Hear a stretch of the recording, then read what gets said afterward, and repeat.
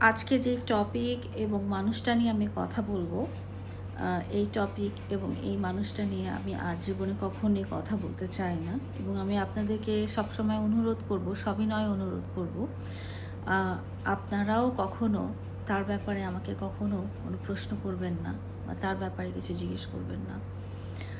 আমি সবসময় আপনারা আমাকে খারাপ চোখে দেখেছেন,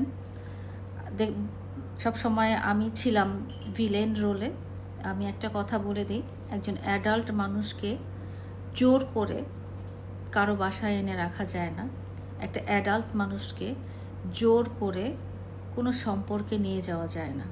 সে একজন অ্যাডাল্ট মানুষ, সে নিজে ইনকাম করে, তার ব্যবসা আছে, তার ফ্যামিলি সে পালন করে। তো আমি যেটা বলতে চাই সেটা হচ্ছে যে আমাকে খুব খারাপ বানানো হয়েছে, সব সময় হচ্ছে এবং ফিউচারেও হবে। কারণ কি জানেন? কারণ হচ্ছে কোনো ভালো ব্যাপার না। কারণ হচ্ছে আমি তাকে নেশা করতে মানা করি, আমি তাকে মদ খেতে মানা করি, আমি তাকে মেয়েদেরকে নিয়ে নষ্টামি করতে মানা করি।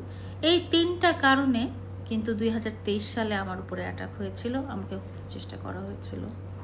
এবং এই 3টা কারণেই কিন্তু আজকের এই ঘটনাটা, যেটা চাক্ষুষ প্রমাণ আপনারা দেখেছেন, এই ঘটনাটা আমি আজকে জানতে পারিনি। তার খুব কাছের মানুষ তারা আমাকে গত শুক্রবার ভিডিও সহ প্রমাণ দিয়েছে। কারণ আমি তাকে অন্ধের মতো ভালোবাসি, অন্ধের মতো বিশ্বাস করতাম এবং অন্ধের মতো সে আমাকে যা বুঝাতো, সে আমাকে বলতো যদি এটা ডান দিক, আমি বলতাম এটা ডান দিক। সে যদি বলতো এটা বাম দিক, আমি বলতাম এটা বাম দিক। তার কাছে আল্লাহ তাআলা, আমার কাছে আল্লাহ তাআলার পরেই আমি তাকে বিশ্বাস করতাম। তাকে আমি কতটা ভালোবাসতাম, কতটা ভালো রাখার চেষ্টা করতাম, কতটা সুখী রাখার চেষ্টা করতাম এবং তাকে কতটা প্রায়োরিটি দিতাম, এটা আমার কাছের মানুষজন জানেন, আপনারা হয়তো জানেন না। তার কাছে আমি সারা জীবন কমপ্লেনই পেয়ে এসেছি যখন আমি তাকে বাড়িটা দিতে রাজি হইনি। তো যাই হোক, সে আমার কাছ থেকে মুক্তি চেয়েছে, সে মামলাগুলো থেকে মুক্তি চেয়েছে। কোনো মামলা তো অপরাধ না করলে মামলা হয় না। অপরাধ করার পরে, অপরাধ প্রমাণিত হওয়ার পরেই তো মামলাটা হয়। এবং তার ক্ষেত্রে সবগুলো মামলাতে অপরাধ প্রমাণিত হয়ে বিচার কার্য পরিচালনা করার নির্দেশনা আদালত দিয়েছেন। এখানে আমি কেন? আইন সবার জন্য সমান, এখানে তার জন্যও সমান হবে, আমার জন্যও সমান হবে। এবং তার অপরাধগুলো কি? তার অপরাধগুলো ফিজিক্যাল অ্যাসল্ট, তার অপরাধগুলো হচ্ছে নারী রিলেটেড, মাদক রিলেটেড। কোনো তো ভালো কাজের জন্য আমি তাকে তো কখনো বাধা দিইনি। সে একটা ভালো ভিডিও করবে, সে একটা ভালো মিউজিক ভিডিও করবে, সে একটা সিনেমা করবে, বা সে একটা বাড়ি বানাবে, সে একটা গাড়ি কিনবে। কোনো দিন কি দেখেছেন যে আমি তাকে সেসব কাজে বাধা দিয়েছি? বরং আমি তাকে উৎসাহ দিয়েছি।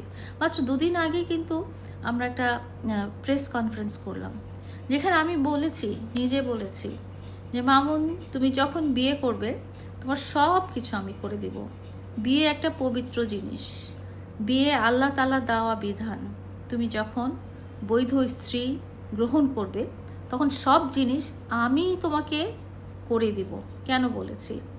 কারণ আমি চেয়েছি, মামুন সবসময় চেয়েছি, সে যেন ভালো ভালো পথে চলে, সে যেন সুন্দর পথে চলে, সে যেন সুস্থ পথে চলে, সে যেন আল্লাহর দেওয়া বিধান পথে চলে। সে দুপুরবেলা জুম্মার নামাজ পড়ে তারপরে যদি ফেরার পথে গাঁজা খেতে খেতে লাইফ করে, সেটা তো বিধানের পথে হলো না। এবং তার সাথে আমার কনফ্লিক্ট শুধু এই ব্যাপারগুলোতেই। এবং আপনাদেরকে আমি প্রমিস করেছিলাম যে কোনো ব্যক্তিগত ব্যাপার আমরা আর আপনাদের সামনে আনবো না, শুধু আমাদের কন্টেন্ট দেখবেন, আমাদের ভিডিও দেখবেন। কিন্তু আজকে যেটা করলো সেটা হচ্ছে অনাকাঙ্ক্ষিতভাবে, আমি খুব প্রাইভেট মোমেন্টে আমার বেডরুমের ভিতরে শুয়েছিলাম, সে আমার বাসায় অনুপ্রবেশ করে সে 4-5টা লাইভ তার পেজ থেকে করে ফেললো। এবং অদ্ভুত, একটা মানুষকে তো আমি বাইক দিয়ে জোর করে আমার বাসায় নিয়ে আসতে পারবো না, এটা তো খুব সাধারণ কথা। আর তাকে আমি লোভ দেখাবো কি? তার সাথে আমার কথা হয়েছে যে সে জানিয়েছে যে তার, আমি যে শর্তগুলো দিয়েছি সে তার অপরাধ স্বীকার করে নিবে এবং সে সেই অপরাধগুলো আর কখনোই করবে না। কিন্তু দেখা গেছে গত 10 দিনে সে সেই অপরাধগুলো বারবার করছে। আমি তাকে বলেছি তুমি যদি এরকমই করতে চাও, তুমি যদি জীবনটাকে দোজখী বানায় নিতে চাও, তুমি যদি জীবনটাকে জাহান্নামী বানায় নিতে চাও, তাহলে মামলা উঠবে কিভাবে? তোমার সাথে আমার শর্ত ছিল তুমি অপরাধ স্বীকার করে নেবে, 2 নম্বর তুমি সেই অপরাধ আমি ছাড়া অন্য কোনো মেয়ের সাথে করবে না। কিন্তু দেখা গেছে যে অন্য একটা মেয়ে না, একসাথে 4-5টা মেয়ের সাথে সে সেম অপরাধ করে বেড়াচ্ছে, এবং সবগুলোর প্রমাণ সহ আমি আপনাদেরকে দিয়েছি।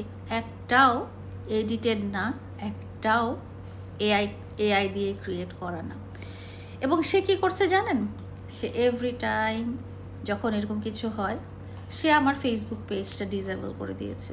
আমার ফেসবুক পেজটা আপনারা কোথাও খুঁজে পাবেন না। সে আমার সাথে এআই দিয়ে এডিট করে একজন ডিবি প্রধানের ছবি লাগিয়ে জানিয়েছে আমি নাকি মেয়েদের সাপ্লাই দিতাম। আমার ব্যাকগ্রাউন্ড সম্পর্কে কি ওকে নতুন করে বলতে হবে? আমি টিকটকার না, আমি বস্তি থেকে উঠে আসিনি। দুর্ভাগ্যক্রমে বস্তির একটা ছেলে আমার মায়া, আমার ভালোবাসা, অ্যাটেনশন নিতে পেরেছিল বলে আজকে আমি তাকে ভালো রাখার চেষ্টা করেছিলাম। এবং সে সবসময় বলেছিল যে লায়লা আমাকে মুক্তি দাও, লায়লা আমাকে মুক্তি দাও, আমাকে মামলা থেকে মুক্তি দাও। আমি সেই মামলা, আমার সাথে এত বড় অপরাধ করার পরও আমি সেই মামলা থেকে মুক্তি দিয়েছি। আমি আজকে একটা সত্যি কথা বলি, সে আমার পেটে লাথি মেরে আমার বাচ্চা অ্যাবর্শন করে দিয়েছে। কই, আমি তো সেটার এগেনস্টে কিছু নেই নাই। সে আমার কাছ থেকে টাকা নিয়েছে। ইভেন আজকে তাকে ফ্ল্যাট কিনে দিতে হবে, বাড়ি কিনে দিতে হবে, উলুখোলায় জমি কিনে দিতে হবে। সেই জন্য সে সকালবেলা এসে হাজির হয়েছে।